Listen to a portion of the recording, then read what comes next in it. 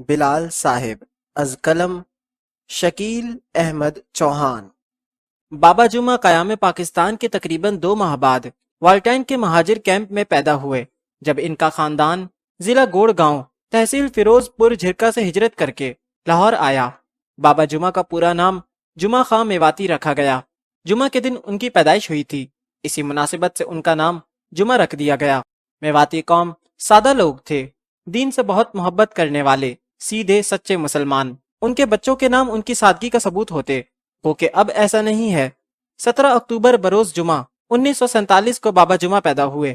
بابا جمعہ کے والد سفید خاں کو کماہا گاؤں میں ایک گھر، جو کہ کسی سکھ سردار جی کا تھا، الاٹ ہو گیا اور 2 ایکڑ زرعی زمین بھی ان کے حصے میں آئی۔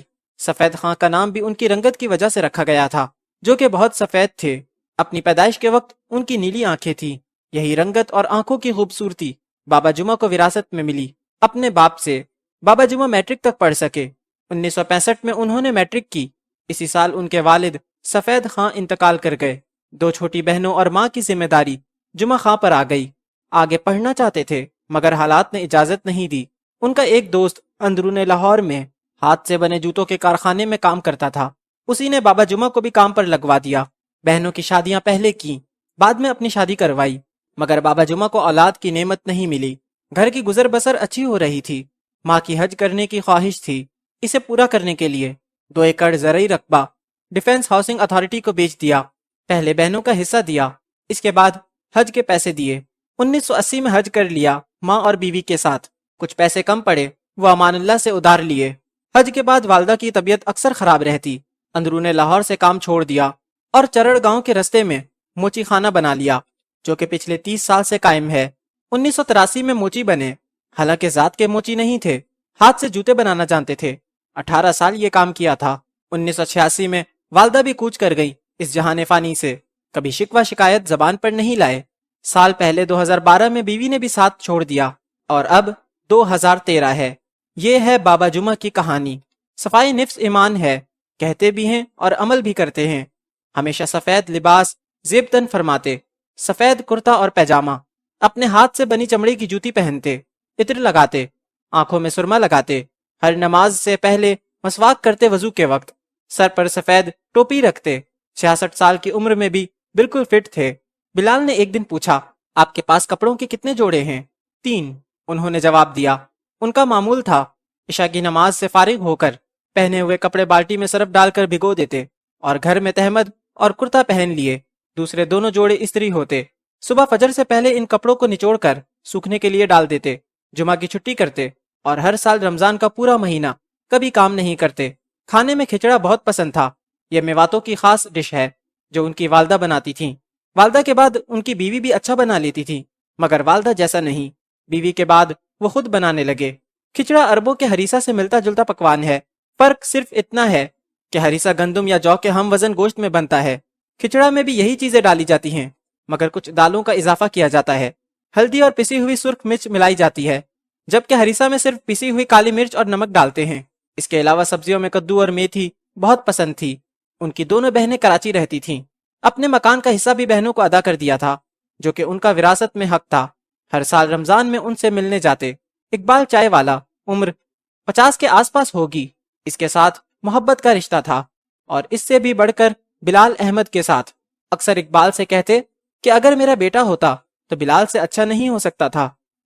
عشاء کی اذان کے بعد بلال اپنے کمرے میں دیوان کے ساتھ اوپن کچن کے سامنے نماز پڑھنے میں مصروف تھا۔ جب توشی اس کے کمرے میں داخل ہوتی ہے، بلال سفید شلوار قمیض میں بہت خوبصورت لگ رہا تھا، جیسے دور، بہت دور کوئی درویش سفید لباس پہنے ہوئے دریا کے کنارے اونچے ٹیلے پر 14ویں رات کی چاندنی میں اپنے رب سے راز و نیاز کی باتوں میں مصروف ہو۔ توشی لائٹ بلو جینز میں سفید کرتا پہنے ہوئے، کھلے کالے سیاہ بالوں کے ساتھ، دبے پاؤں پیر کے آگے پیر رکھتے ہوئے، کہیں ماربل کے سینے پر پیر رکھتے ہوئے ماربل کو تکلیف نہ پہنچے، کمرے میں داخل ہوئی۔ دروازہ کھلا ہوا تھا۔ بلال خشوع و خضوع کے ساتھ نماز میں مگن تھا، جیسے اللہ تبارک و تعالی سے باتیں کر رہا ہو۔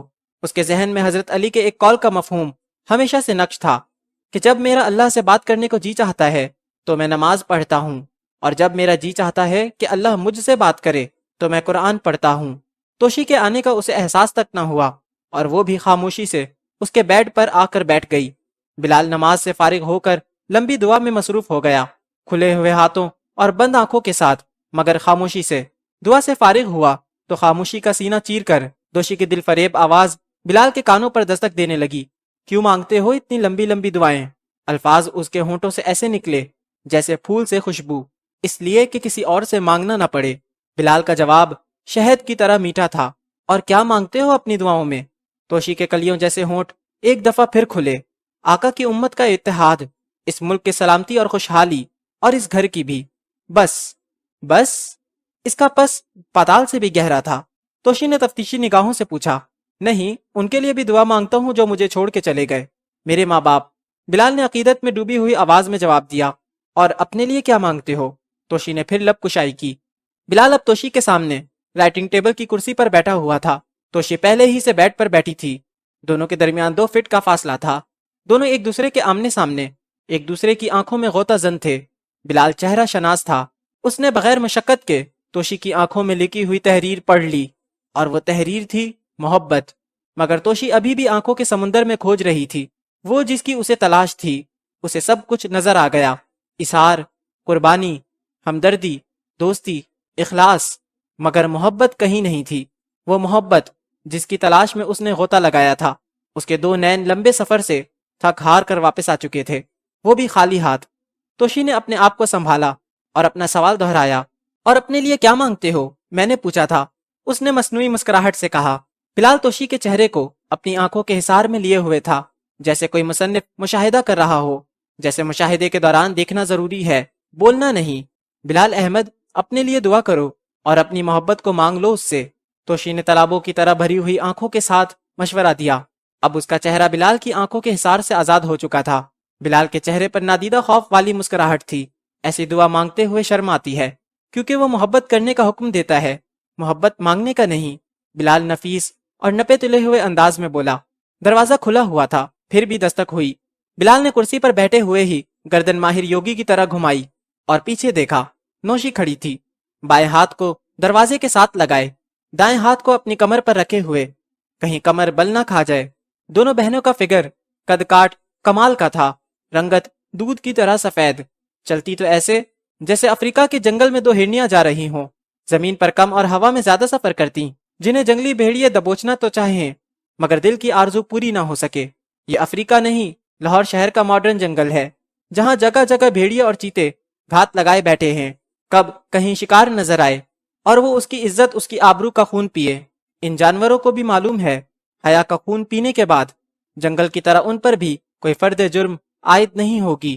یہ 2 ہرنیاں اب تک محفوظ ہیں، اس لیے کہ ان کی رفتار بہت تیز ہے، اور دوسری وجہ اس شہر میں چیتے کم ہیں۔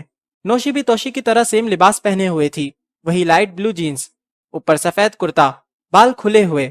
دونوں بہنیں ہمیشہ ایک جیسا لباس پہنتی، موبائل ایک جیسے، لیپ ٹاپ، ٹیبلٹ، گاڑی وہ ایک ہی استعمال کرتی، ایک بیڈ پر سوتی، کھانا ساتھ کھاتی۔ دونوں کی شکلیں بہت ملتی تھیں، شاید جڑواں ہونے کی وجہ سے۔ حلیے میں صرف ایک فرق تھا، نوشی کے لمبے بال مگر گولڈن کلر کے، اس کے برعکس سیاہ کالے بال توشی کے تھے۔ دونوں کی عادتوں میں بھی ایک ہی فرق تھا، نوشی سخت طبیعت اور منہ پھٹ تھی، جبکہ توشی نرم طبیعت اور دید لحاظ کرنے والی تھی۔ اس فرق کی وجہ ان کے والدین تھے۔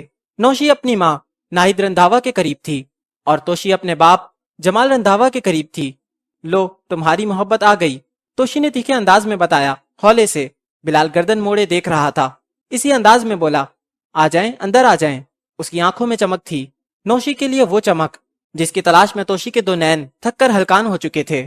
اب دونوں کو سردی نہیں لگتی؟ بلال نے نوشی کو دیکھ کر کہا۔ اب بلال کو کوئی بتائے، ایک جوانی کی تپش، اوپر سے دولت کی گرمی، اس عمر میں سردی کم ہی لگتی ہے۔ دادو پوچھ رہی تھی آپ کے بارے میں، سو میں پتہ کرنے آ گئی۔ نوشی نے خود ہی صفائی پیش کر دی۔ بلال کرسی سے کھڑا ہو چکا تھا، اور نوشی اس سے کچھ فاصلے پر کھڑی تھی۔ بلال نے دیوان کی طرف اشارہ کرتے ہوئے اعتماد سے اپنی مخصوص انداز میں کہا، آپ بیٹھیں۔ نوشی دیوان پر اپنی ٹانگ کے اوپر ٹانگ رکھ کر بیٹھ گئی، جیسے شہزادی دوسری سلطنت میں جا کر اپنے ناز و انداز دکھاتی ہے، اور وہ اپنی موٹی موٹی براؤن آنکھوں سے کمرے کا جائزہ لے رہی تھی۔ وہ کافی سالوں بعد بلال کے روم میں آئی تھی۔ Different, so nice, fantastic. نوشی نے گردن ہلاتے ہوئے چہرہ ارد گرد گھماتے ہوئے انگلش کے 3 الفاظ بولے۔ اس کا ایکسنٹ کمال کا تھا۔ سارا دن آپ نظر نہیں آئے۔ नौशी ने आंखों के ब्राउन डेले घुमाकर पूछा। नौशी पिछले चंद दिनों से बिलाल की तरफ मुतवज्जा हुई थी। उसे नहीं मालूम था कि वो पिछले 10 साल से हर संडे नजर नहीं आता। तोशी जो के काफी शांत बैठी हुई थी, मकई के दाने की तरह खिलखिलाकर हंस पड़ी और दिल में सोचा, मेरी बहन ने झक मारी है। और एक नजर बिलाल की तरफ देखा कि ये झल्ला इससे मोहब्बत करता है, जिसे उसकी 10 साल पुरानी रूटीन का पता ही नहीं। मोहब्बत करने वाले तो महबूब की सांसों का भी हिसाब रखते हैं। थोड़ी देर बाद वो तीनों जहां आरा के कमरे में थे। बिलाल ने जैतून के तेल वाली शीशे की बोतल पकड़ी तो पता चला कि नौशी ने पहले ही दादी के पैरों और टांगों की मालिश कर दी है। कल की तरह आज भी वो बिलाल के आने से पहले ये सआदत हासिल कर चुकी थी। जहां आरा बेगम आज बहुत खुश थी क्योंकि नौशी पिछले कुछ दिनों से बिलाल में काफी इंटरेस्ट ले रही थी, जो कि तोशी को अजीब लग रहा था, शायद बुरा भी। सारी खामोशी को तोशी की आवाज तोड़ती है, दादो, दादू जी, ये मोहब्बत का इजहार कैसे करते हैं? तोशी ने सीधा सवाल किया, बिलाल की तरफ देखकर। सब हक्का बक्का रह गए। तोशी का सवाल सुनकर दादी ने इख्तिसार से जवाब दिया, बेटा मैं क्या जवाब दूं? मैं तो सिर्फ प्राइमरी पास अनपढ़ हूँ, तुम सब पढ़े लिखे हो। हाँ, बिलाल जरूर बता सकता है।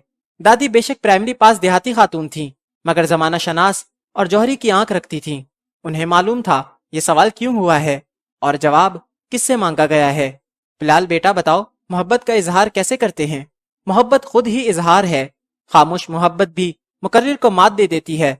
मोहब्बत मानने का नाम है, किसी को मानने या किसी की मानने, और मानने वाला मंजिल पा लेता है। बिलाल ने किसी दानिश्वर की तरह जवाब दिया, इत्मीनान और सुकून से। अब बारी नौशी की थी। वो खनकती आवाज में बोल उठी, शरारती लहजे में, मोहब्बत और इश्क में क्या फर्क है? क्यों, खैरियत है? बिलाल ने शर्माते हुए पूछा। नौशी के चेहरे पर जानलेवा मुस्कुराहट थी और ब्राउन आंखों में काला काजल गजब ढा रहा था। तोशी जूं की तू मुजस्मा बनी देख रही थी। बिलाल बेटा जवाब दो। जहां आरा बेगम ने तफाकुर से एक बूढ़ी मलका की तरह हुक्म सादिर फरमाया, मोहब्बत में आसानी है और इश्क में काविश। मोहब्बत मुसलसल अमल का नाम है। आजकल इश्क वक्ती बुखार है। मोहब्बत कम या ज्यादा नहीं होती, बस मोहब्बत होती है। इस दौर का इश्क कम या ज्यादा होता रहता है। आज आप किसी के लिए जान देने के लिए तैयार हुए हैं, 2 साल बाद उसकी जान के दुश्मन। माँ अपने बच्चों से मोहब्बत करती है, इश्क नहीं करती। माँ की मोहब्बत 6 साल के छोटे बेटे से भी उतनी ही होती है जितनी 66 साल के बुढ़े बेटे से, न कम न ज्यादा। आपने कभी मोहब्बत या इश्क किया है? नौशी ने झपाक से पूछा, जैसे संदेशा पढ़कर सुनाया हो। तोशी ने यह सुनकर दिल में सोचा, जबान से खामोश रही। मेरी बहन भी झल्ली है। इसने फिर बोंगी मार दी। हाँ, मोहब्बत की है। असल इश्क बड़े लोगों का काम है, जैसे अंबिया कराम, सहाबा कराम, औलिया अल्लाह। मेरे जैसे छोटे लोगों की बात नहीं है वो इश्क करना। असल इश्क में जान हथेली पर रखनी पड़ती है। बिलाल ने सीधा और साफ जवाब दिया। नौशी और तोशी दोनों की आंखों में चमक थी और जहां आरा का चेहरा कहकशा की तरह खिल चुका था, तोशी ने ऐवी मौजू तब्दील कर दिया, तुमने काफी दिनों से कोई शेर नहीं सुनाया, क्यों दादो? बिलाल तोशी के चेहरे पर लिखी हुई सारी तहरीरें पढ़ चुका था और शेर की फरमाइश भी खूब समझता था। फिर भी उसने गुलजार साहब के चंद अशार सुना दिए। हाथ छूटे भी तो रिश्ते नहीं छोड़ा करते, वक्त की शाख से लम्हे नहीं तोड़ा करते, लग के साहिल से जो बहता है उसे बहने दो, ऐसे दरिया का कभी रुख नहीं मोड़ा करते। शहद जीने का मिला करता है थोड़ा थोड़ा, जाने वालों के लिए दिल नहीं तोड़ा करते। ये सिर्फ अशार नहीं थे, तोशी को पैगाम था, जिंदगी का सबक था।